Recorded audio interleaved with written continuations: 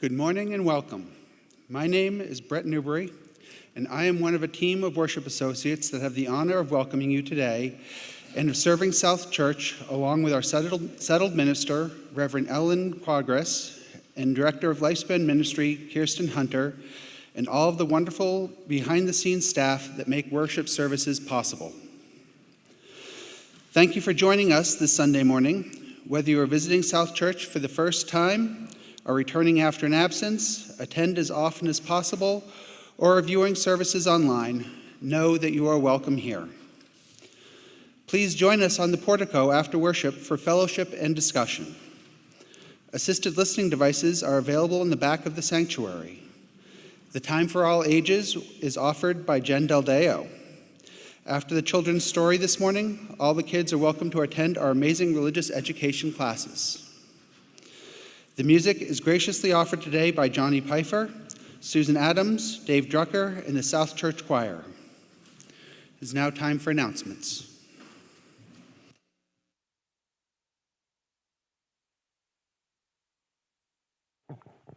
Good morning. I have a few announcements today.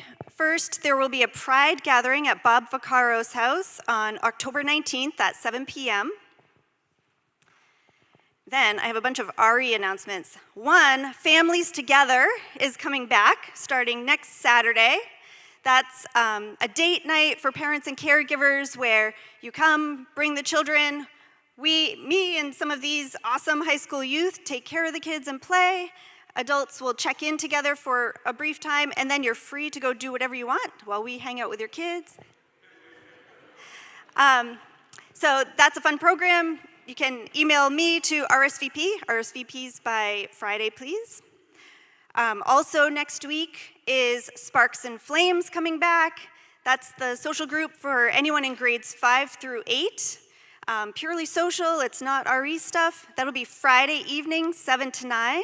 Also RSVP to me, please, by Thursday on that. And then today is the first day of our age-based religious ed classes. So the day that we start splitting up by ages. And so it'll look a little bit different. I'd like to have parents walk your kids down today, come downstairs with your kids, just to sign them in and make sure we're all set. And then parents can come back to worship.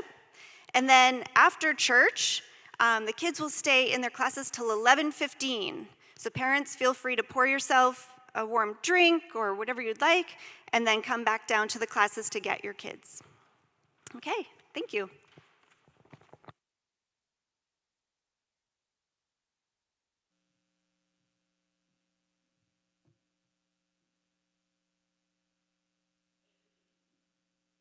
Good morning.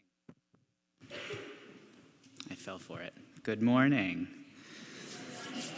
It feels so good to be with all of you in person today, and those of you joining us for streaming online, welcome. My name is Tom Barry. I've been a member of South Church since 2016, and it is in my position as the convener of our annual budget campaign that I stand before you today with an ask. But more on that later. I'm going to ask you a series of questions throughout my time today. The first being, why did you first come to South Church? Why do you continue to come to South Church? What has kept you here? Now, I was going to get into a semi-elaborate story of how I used to be a friend of the church sitting in the rear of the sanctuary to a member who now routinely sits in the front row, but instead I'd rather read the words by Starhawk, which eloquently describe what I have found here. Community means strength. We are all longing to go home to some place we have never been, a place half remembered and half envisioned, we can only catch glimpses of from time to time. Community. Somewhere, there are people to whom we can speak with passion without having the words catch in our throats. Somewhere, a circle of hands will open to receive us to receive us, eyes that light up as we enter. Voices will celebrate with us whenever we come into our own power. Community means strength. Strength that joins our strength to do the work that needs to be done. Arms to hold us when we falter. A circle of healing, a circle of friends. Someplace we can be free. Recently, after a service had ended, I was up front blowing out candles, and I heard my name. I turned around and saw an old friend and coworker I hadn't seen in over a decade or more. My friend had been newly coming to South Church after moving to the area from Massachusetts. I quickly found myself going on and on and on about our South Church community and what a special time it is in the life of our church. Here's just a short list of 2-word reasons why I'm excited about this time in our church. New roof, collaborative governance, settled ministry, religious education, from young church with coming of age and sparks and flames and families together that you just heard about with Jen, to our senior youth group who slept over in this building last night. Sexuality education. We offer Our Whole Lives, or OWL, a secular comprehensive sexuality education program developed by UU and UCC faith communities. This year we are offering 5th and 7th grade OWL. Adult programs, Buddhist ministry, morning poems, South Church book group, Aging with Grace, shawl ministry, men's and now women's breakfast groups, chant from different traditions, covenant groups, which are recruiting. At UU Wellspring, a 10-month spiritual deepening course offered by Kirsten Hunter. We have our music programs with South Church Choir and South Church Folk. We have guest and member musicians.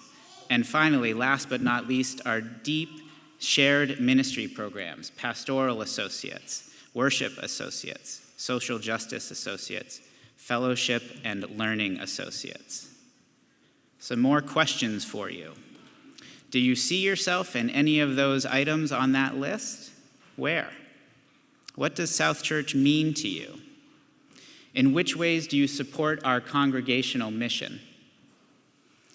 Recently, the South Church Finance Committee put forth a proposed 2023 operating budget with an 11% increase over the 22 budget. The proposed annual budget campaign pledge target is $578,000. This is a 10% increase over the ask of ABC this year, $525,000. Like many things in our world, living our shared values has a cost. The proposed 23 budget has grown for primarily 2 reasons: continued desire to ensure we provide fair compensation to our beloved staff, and global economic pressures that have increased our forecasted utility expenses for this and our other beautiful buildings. I stand before you today with an ask that you increase your budget pledge by 10%. The amount of pledges needed to raise our expected annual operating costs for 23 would be about $1,490 per member, or about $125 per month. if all of our members were able to contribute the same amount of money. However, we recognize that not all of us have the same giving capacity, and that is okay. All are welcomed. Whether you can meet at that level of $14.90 or come in halfway with a pledge of $7.45, about $60 a month, or make any pledge of any amount that you can manage, our budget committee is hoping for 100% participation in this year's campaign. Together with ABC committee members Lori Bilby, Carla Cole, Mike McGrail, Mo O'Leary, Paula Boyven, and Anita Rosef, the ABC committee determined our campaign theme this year, which is Mission Possible, because we truly believe that together, with 100% participation, we can achieve that goal of $578,000 in pledges. Will you help us move into the new future together by contributing to this year's annual budget campaign? Thanks to pledges that have come in from a group of generous leaders before today's congregational launch, I'm so pleased to share that we've already received $87,000 in pledges, or about 15% of the target. Swing by after service. We have a table in the narthex, and you can see our progress chart this year made by the talented and creative Mo O'Leary. Plays on our theme a little bit of Mission Possible. Keep your eyes peeled. You'll soon be receiving information from our committee with a personalized financial commitment form. It'll have your information and that request of a 10% increase. You can complete the form and return it to the office in the included envelope, or, new this year, you can scan a QR code that will be present on your forms and send in your pledge instantly. No paper, which I really like. Come see me at that ABC table during social hour, or ask anyone you see with a bright yellow Ask Me About ABC name tag. We are always happy to talk with you if you have questions or concerns. Please join us in the wonderful opportunity to empower South Church to continue living our mission into the year ahead. And thank you.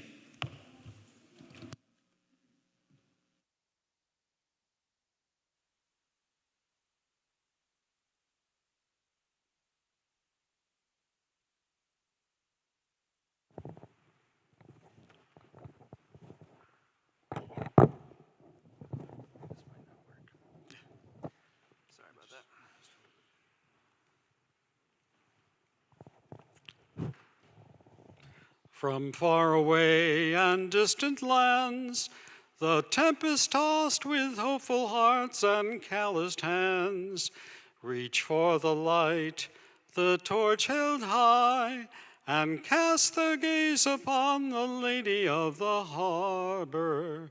And she welcomes them with open arms.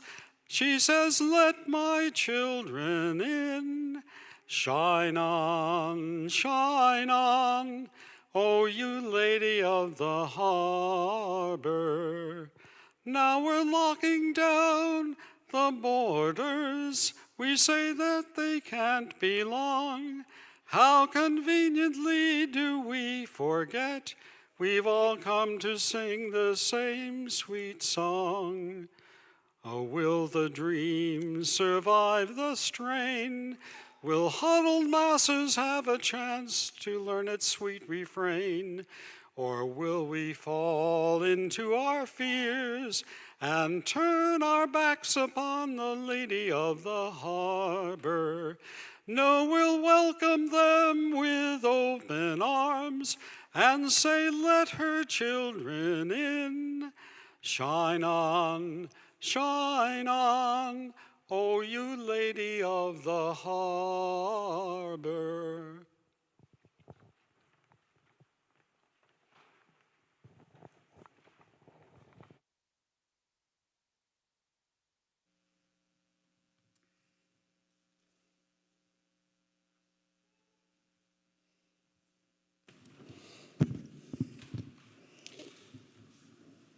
As we light our chalice here, we invite people watching at home to light a candle or chalice of their own.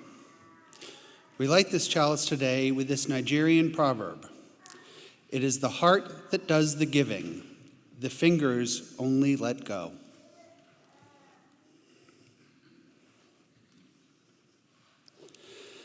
Now please stand as you are able and join me in reciting the mission statement printed in your order of service or shown on your screen for those of you joining us online. At South Church, we nurture spiritual growth through worship, learning, and community. We celebrate the worth and dignity of all people and inspire one another to act on our faith in the larger community.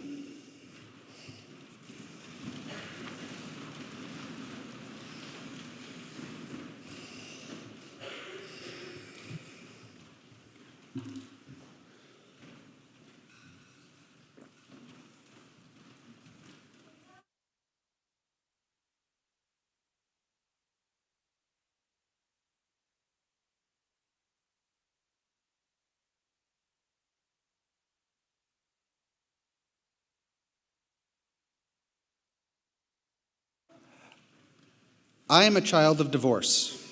My parents separated when I was 6 and officially divorced about 3 years later. For various reasons, some of which I will likely never understand, my father ended up better off financially than my mother when the dust settled. Spending summers with my dad and winters with my mom gave my life a strange duality when it came to finances. My father ended up owning the summer family house on Squirrel Island, a Victorian structure with Davenport furniture and other cool antiques. It was an ideal place to spend my summers. There was nothing that I needed that I did not have. However, there was always a cloud over my summer home. My father was not generous. I would have a nice birthday party every summer, but I could not invite who I wanted. It had to be the children of my father's friends and the people he thought would give him status. He complained about taxes and the cost of, well, everything. While my needs and desires were covered, if it did not directly benefit the family, it did not happen. My mom, on the other hand, ended up with the Winter House in Booth Bay, a 1950s cape that was upside down on its mortgage. The furniture was dilapidated but comfy. We had to scrimp to keep the finances in order. For instance, keeping the thermostat at 60, and we would still run out of oil on occasion. But my mom was generous with what we had. My friends were always welcome, and we would purchase things from school fundraisers when asked. My mom would help my friends with their homework. While we could not afford for me to do all the activities I wanted, my mom made sure that the important stuff was covered. The differences between my parents taught me a lot. In this case, they taught me that generosity does not necessarily correlate to financial well-being. Sometimes you give of yourself because it is what you have, and sometimes you give a bit more than what you really can because it is the right thing to do. Now please rise in body or spirit to sing our opening hymn, I Know This Rose Will Open, number 396 in the Gray Hymnal.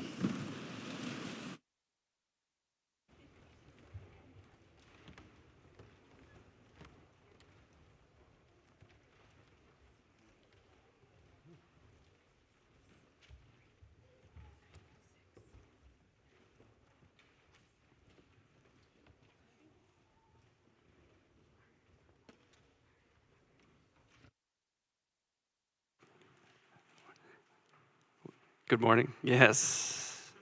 Just a brief instruction of how we're going to run this. We're going to sing it all together once, and then we're going to split it into 2 rounds. Our side over here, my left, your right. We'll hold down, we'll stay with our split choir over here, and we will be the response. All right, so we'll sing it once together. Let me just get a pitch.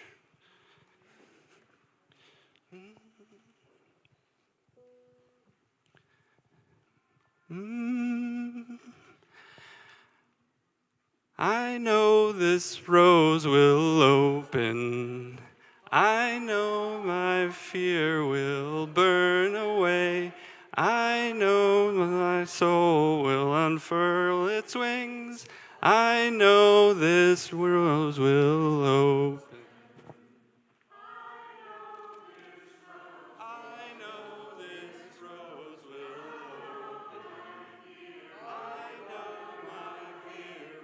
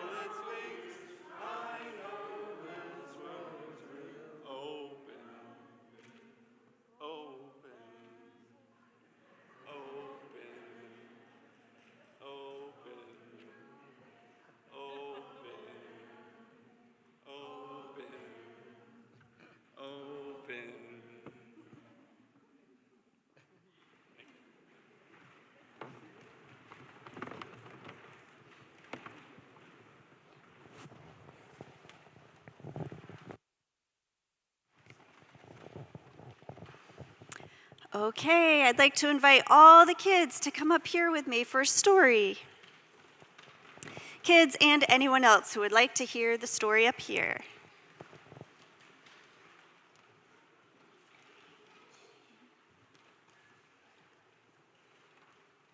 Let's move forward so people can come behind you. There's plenty of room over here.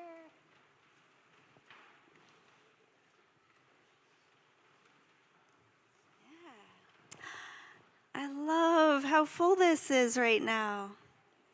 Sometimes I get a little lonely in this spot, but not today. It feels really nice. Hi, Parker. So our story today is a Buddhist wisdom tale. And there was a wise woman who one day was walking through a forest on a nice October Sunday, and she was enjoying the sky, and she was looking at the colorful leaves on the path in front of her. And when she was looking down at the leaves, she saw something sparkling. So she bent down, she picked it up, and it was a magnificent jewel just lying there in the path. So she held it up to the sun and marveled at how it sparkled and shone. And then she put it in her bag that was carrying her lunch, and she continued on her way. And she walked for a while, and then at some point she was ready for lunch. So she sat down at the base of a tree, and right when she sat down, she saw someone approaching. So she watched, and as they got closer, she could tell that it was a man with kind of old and tattered clothes, and she figured this looked like someone who probably didn't have a lot. And when he got to her, he said, "Excuse me, kind woman, do you have any food that you could share with me?" And she smiled and she said, "Oh yes, I have plenty." And so she opened her bag, and of course on top was the jewel. The jewel was on top of her lunch food. So she took the jewel out, and then she took out her bread and her cheese to give to the man. But the man had seen that jewel, and his eyes got really big. And he said, "Miss, that is a magnificent gem." And she said, "Oh, yes, isn't it? Here, take it too." She gave him the gem and the bread and the cheese. And this man could not believe his luck. And so he decided he better get out of there quick before she would have time to change her mind. So he left. And after he left, the woman got up and continued on her way on the path through the leaves. And after a few minutes, she was really surprised to hear footsteps coming up behind her. So she turned, and it was that same man. And when he got to her, he held out the jewel, and he said, "Here, I would like you to take this back, please. I don't want it." And so she took it, and she said, "Okay, but what do you want?" And he said, "I want whatever it is you have that allowed you to give it to me." And that's where that story ends, but I wonder, there are a lot of possibilities about what happened there. I wonder if anybody has any ideas about what might she have had that did allow her to give away that gem. Ben, did you have your hand? What might she have had that allowed her to give that away? She was kind. Kindness. That seems pretty likely, doesn't it? She wanted to make the man feel happy. So, yeah, she had that in her heart, that she wanted somebody else to be happy. What else might she have had? A cat? Cat, do you have an idea? She might have had a cat. Any other ideas about what she might have had that enabled her to give that precious gem? Just hand it off? Peepaw? Generosity. Generosity.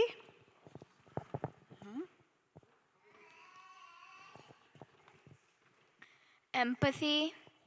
Yep, empathy. I agree that these are all total possibilities. It was fake. Oh, that is possible. It is possible. Any others? Any out there?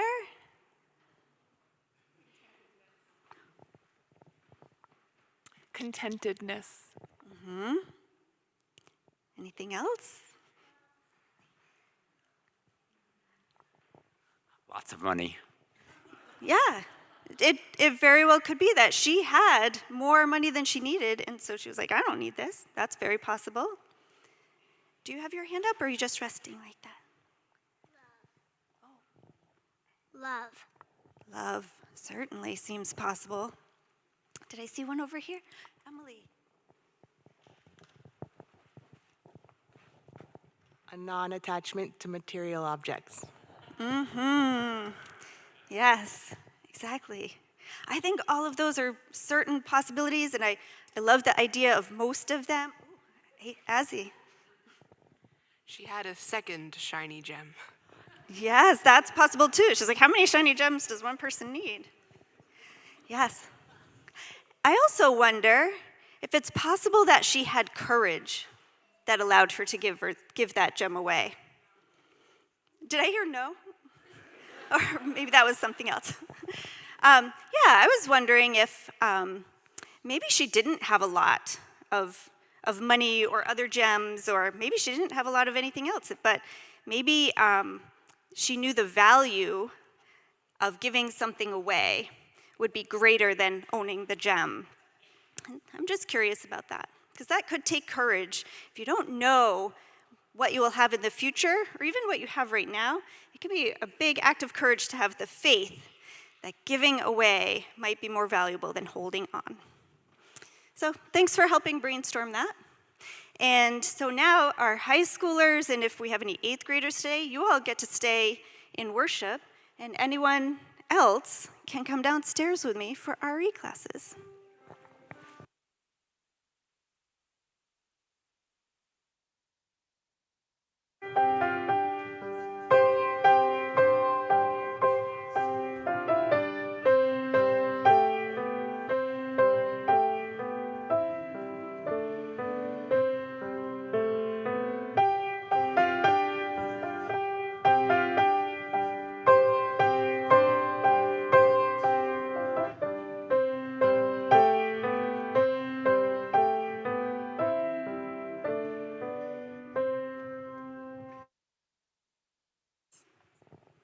It's actually my turn now. Good morning. My name is Sophia Barlock. I bridged from senior youth 2 years ago, and I'm so glad to be back. Along with Jim Verschuren, Kathy Wolf, Charlotte Ramsey, Megan Harris, and Janet Pulaski, I have the honor of overseeing the South Church Immigrant Support Fund. This fund was organized to help immigrants in the Seacoast facing the threat of deportation. And we also work very closely with the Seacoast Interfaith Sanctuary Coalition.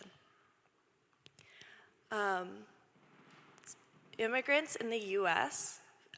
Seeking asylum are often denied services, including the right to work, while they wait, and that wait time is now averaging about 5 years.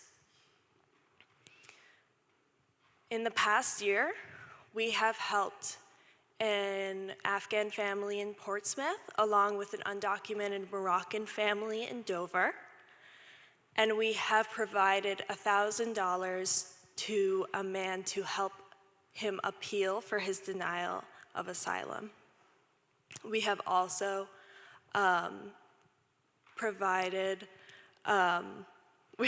paid the phone bill of another for several months. It may feel strange to have the Offertory this month go to a group inside of the church, but it is all part of acting on our faith in the larger community. And thank you so much for whatever you can offer. Thank you.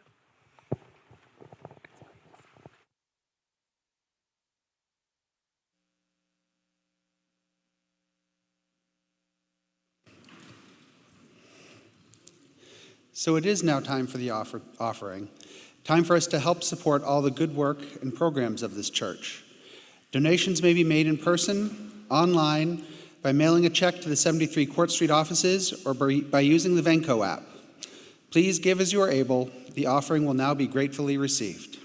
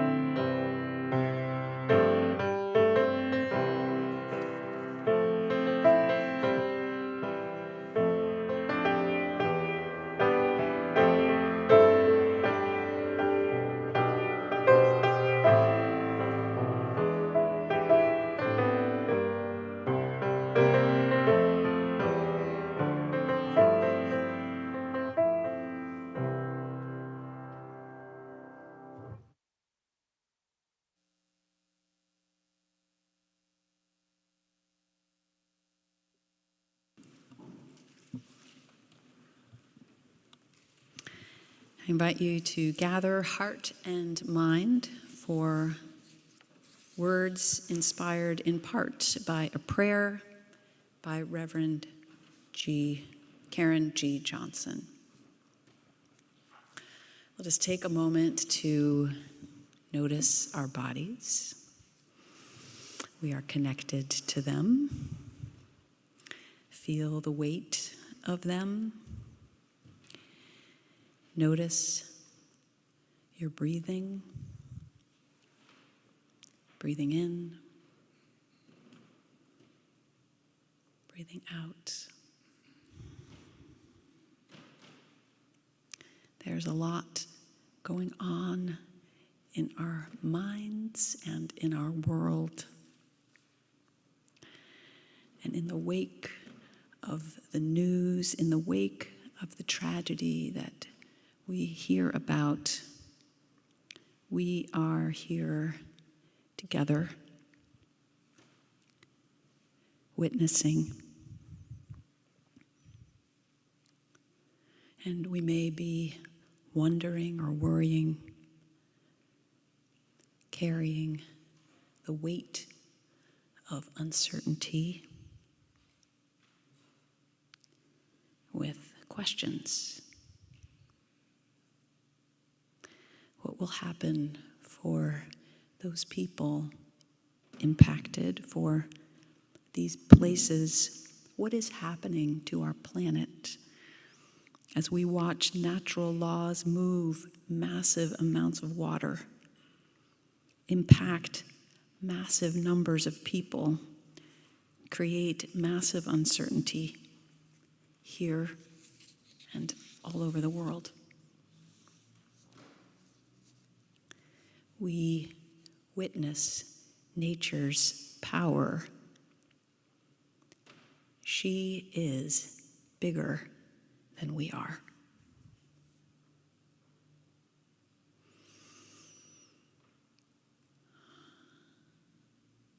And spiritual laws are also among us, moving our compassion,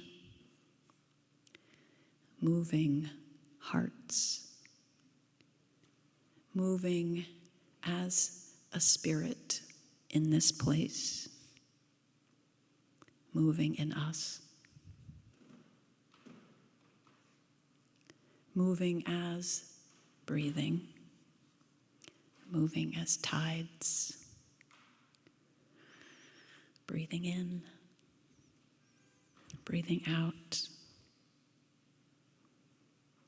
ebbing and flowing in our bodies,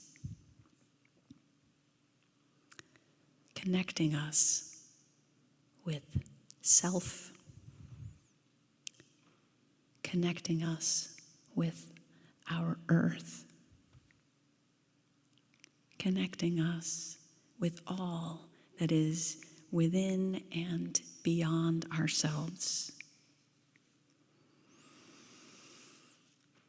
connecting us to the deep wells inside, where we find wisdom, where there is courage, where there is grace as we live from our depths. And let us take this time here,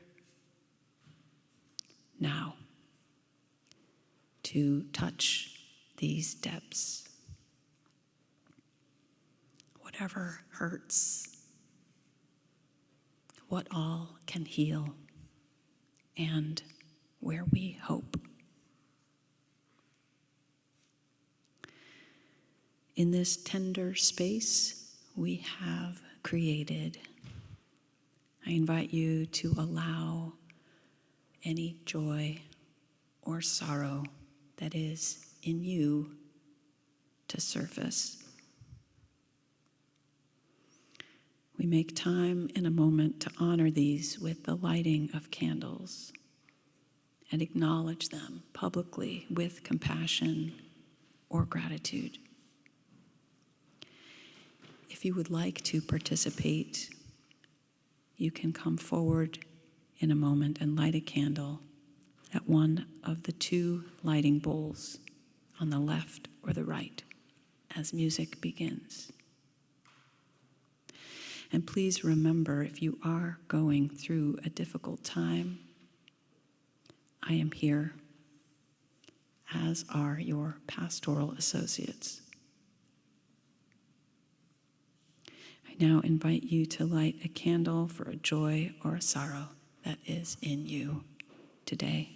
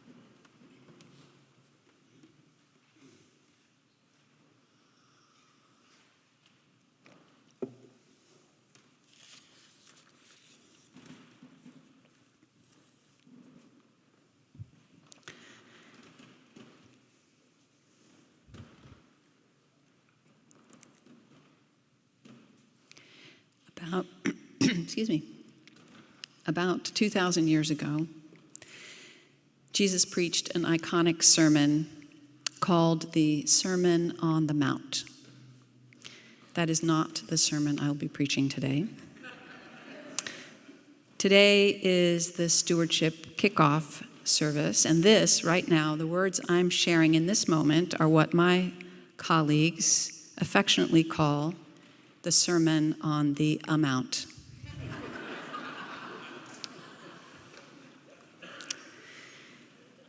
This particular Sunday, interestingly, is often an unusually low attendance day in many congregations. I see that as not the case here. That's either because there's something very special about South Church or because you had no idea that that's what this Sunday was. I'm going to assume it might be a little of both. People often don't come to this service, I think, because it's a little awkward. People don't necessarily want to be asked for an amount. And frankly, it's a little awkward for me because I do not necessarily want to ask you for one. Particularly this year, as I am your new minister, you are paying my new salary, and we've only just met. So I will let you know right off the bat, I am not planning to ask you for an amount, at least not today. But I know you care a lot about this church, so I am cheering you on. Also, because there is a pretty big ask out there, and also because I think this is a pretty cool place you've got here, and I want you to succeed. I want your dreams to come true. But I won't be asking. Here's what I will do. I will talk about the spiritual side of money, how that can open us up to new ways of seeing and being. How the more any of us follow a spiritual path around money or anything else, the more beautiful our lives can become. How sometimes that means facing uncomfortable feelings, sometimes that means doing some things differently than we have before. So let's dive in. Because I've heard it said that those aspects of our humanity that are connected to our instincts are particularly rich areas for exploration and spiritual growth. Those things connected to our survival can gather sticky patterns and confusion over our lifetime because they are connected to the amygdala, the least nuanced part of the brain. Taking a close look can be difficult, but also potentially freeing. 3 key instincts I have heard named include our relationship to food. How we eat often feels very personal and difficult to change. I've heard our sexuality named. Just look at the spectrum of opinions and reactions around sexuality in our culture, and you'll see how it draws lots of energy and lots of confusion. And then there's money. I've heard it said that especially in UU congregations, we have an easier time talking about sex and sexuality than we do about money. You're nodding. You know it's true. The good news is the harder the thing, the more potential there is for something new to happen as we unpack it. I like the way Kirsten put it at the annual budget committee opening workshop. We often think of stewardship as a thing to get through. Just do it so we can get back to real church activities. Get this part over with so we can resume our regularly scheduled programming. But what if we think of it this way, she said, that stewardship is church. This is the path, right here, right now. Money conversations and all that they bring up for us can be a potent fulcrum for change, a powerful way for any of us to move forward personally and for community as a whole to reach a new level of engagement with each other and with the larger community and the world. I think it starts by looking at our relationship to giving in general. Marshall Rosenberg, the founder of a philosophy called nonviolent communication, proposes that humans are designed to enjoy generosity. We are built to love giving to each other. He calls it our first language. He's talking about this urge to be connected to someone else and show them we love them by offering them something from the heart. It is core to our humanity, he says. I love this sentiment. It's a frame of heart and mind that Rosenberg calls making life wonderful in every moment. A way of living that is open-hearted, abundant-spirited. And I get it. I've seen it in my nieces and nephews when they were little. My niece would often pick up something from around her, a rock, a flower, a cookie, whatever there was, and give it to me. And actually, that story about my nephew that I shared at Water Ingathering too, at first he was tense and closed and resistant to the circumstances he was in, but once he had a chance to reconnect and drain the negative energy in his body, he became the most open, giving, loving, and generous person I may have ever met. But of course, you look around at our world and things don't exactly look the way Rosenberg paints them. It does not exactly reflect this open-hearted, generosity-filled vision. If we are built to enjoy giving, what happened? We don't live that way. We don't look that way. We don't act that way. And our society is not set up that way. So there's another piece. My theory, from some long ago time, we have this anxiety that got built into everything. For thousands of years, there wasn't enough. Survival was at stake. And the system they worked out to get people to cooperate with each other was based on this amygdala-driven instinct for self-preservation. It was built around fear, around lack, around distrust and competition. And it became entrenched so that even now, though we live in a country with more than enough for everyone, it doesn't look that way. It doesn't feel that way. And most of us don't act that way most of the time. In other words, while we may be naturally relational, our financial systems are transactional, built up from this tight, fearful place, and that scarcity, not enough, always need more message is woven through everything in our society. We are absorbing it all the time. And then there's our particular family. Depending on where you grew up and the culture of your grandparents and their parents and grandparents before them, and depending on how much money you had, you got messages from your family too. Ironically, I hear again and again something that echoes what Bret shared, that those who grew up in families with less were often able to keep that connection to heart-centered giving a little more. In my family, born in the Netherlands, I was born in the Netherlands, where frugality is a very strong value. I remember this iconic photo of my mom holding a single can of soda with 5 straws, one for each member of my family. We laugh about it, and it was meant to be a little spoof on ourselves, but it's kind of felt that way sometimes.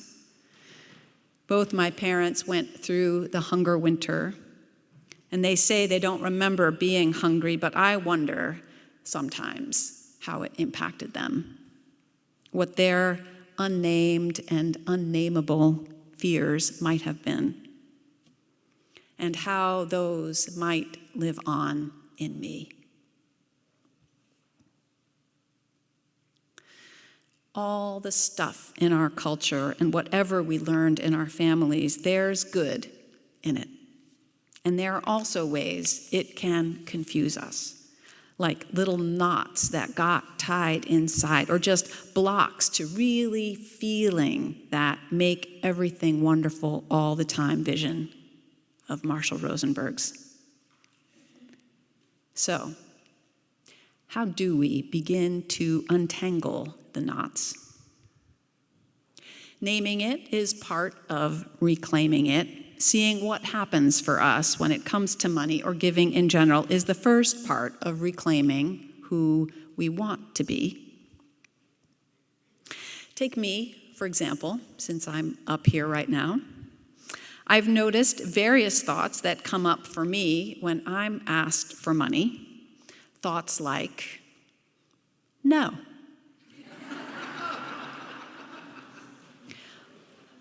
Or, if I'm feeling more polite, no, thank you. Although if I realize it's a cause I believe in and I decide to do it, I still feel resistance.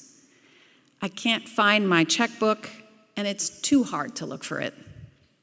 I can't find this link, and it's too hard to type it in. I don't know if I have enough. It's too hard to figure it out. I don't want to figure it out. I don't have time to figure it out. All kinds of interesting and various feelings of resistance come up in me reliably.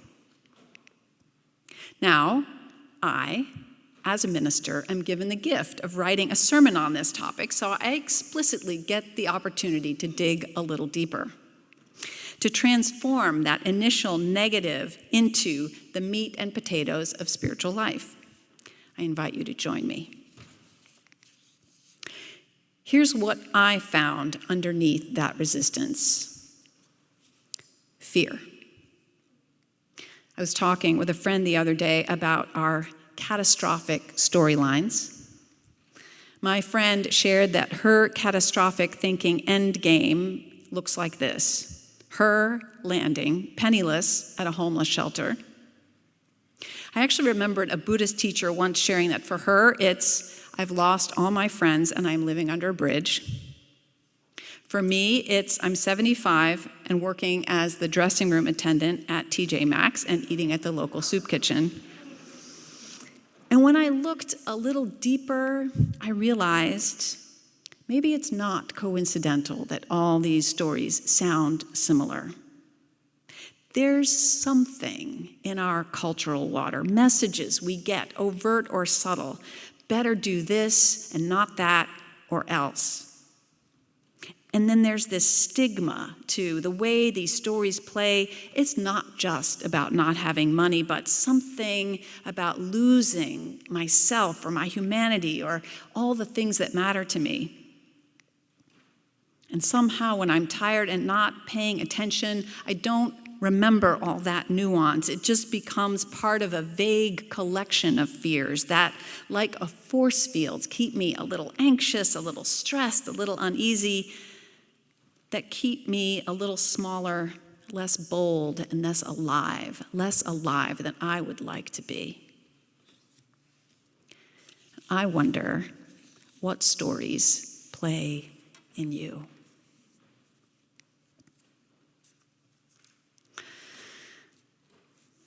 This past week, I had the occasion to drop a few extra COVID tests off at my local community service center and emergency homeless shelter. I was in a bit of a rush, just an undercurrent of lots to do. I had to get home, answer emails, call people, prepare for things, work on this sermon. I walked in and confronted a line, a long, slow line of people. I wanted to cut to the front. I don't have time for this. I'm doing this organization a favor. I'm busy. I almost convinced myself to cut that line. But then I saw it. Anxiety, scarcity thinking, fear around time and around money are very close cousins. So I took a breath and slowed down and looked around. And I had the thought, these are my people too. There was a woman leaning to the side a bit as though her hip was aching. There was a man with the saddest eyes. There was a woman disoriented by the paperwork she had to fill out. And there was a woman in a motorized wheelchair who was trying to help her. I realized I was going to be there a while. So, making small talk, I told the woman in the wheelchair that I thought her ride looked pretty cool. She said proudly it goes 9 miles an hour. Hoping to make her smile, I purposefully misunderstood and said, 90 miles an hour? That's not bad. I could just picture her, man, on the highway. She laughed, so did the man, just for a moment. She told me she was 3 years sober from a morphine addiction. She told me she had lost her leg because of a genetic disease. She told me she loves giving rides to kids in the neighborhood, towing sleds behind her in the winter or giving them rides on her lap in the summer. She told me she was a veteran. She seemed relaxed. She was kind. And I thought to myself, you rock, lady.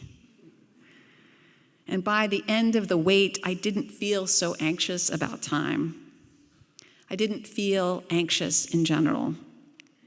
And I realized in that moment, in our delightful conversation, we managed to make life a little more wonderful for ourselves and each other. It was like a little jewel she had given me in my day. Another reminder that my humanity does not come from listening to my fears, sometimes by doing the opposite. In this case, slowing down, connecting with people in a way much more present, more real, and more true than my vague stories that try to limit me. So, back to our drive. Still not going to tell you what to give. But I can tell you a little bit about what I did.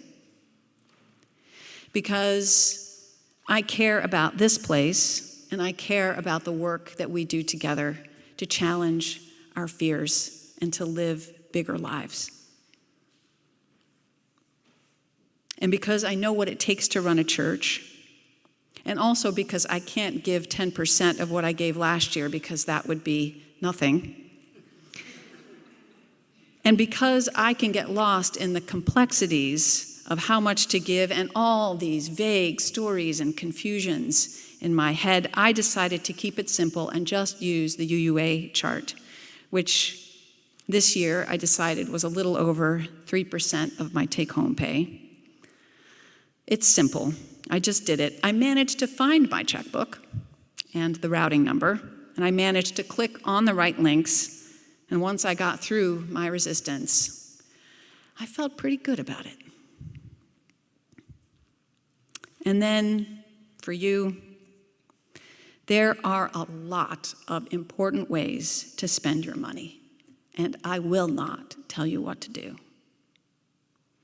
My hope and wish is that each of you can find some way to experience your relationship with money, your relationship with giving, in a new way.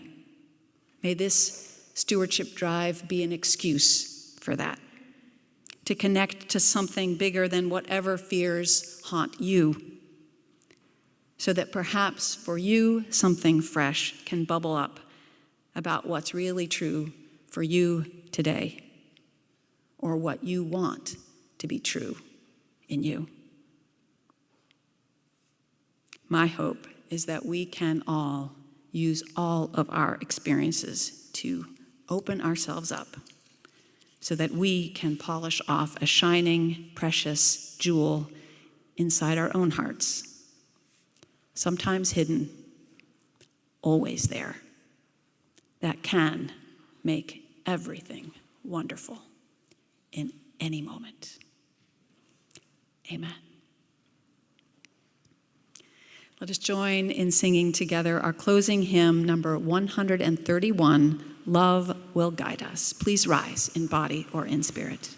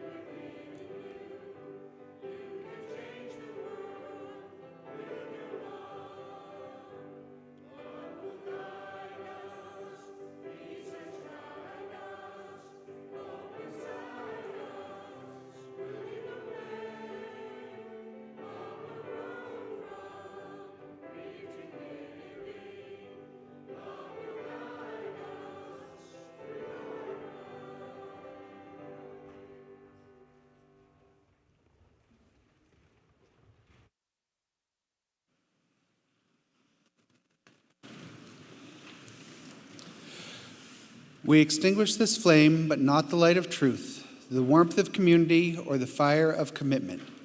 These we carry in our hearts until we are together again.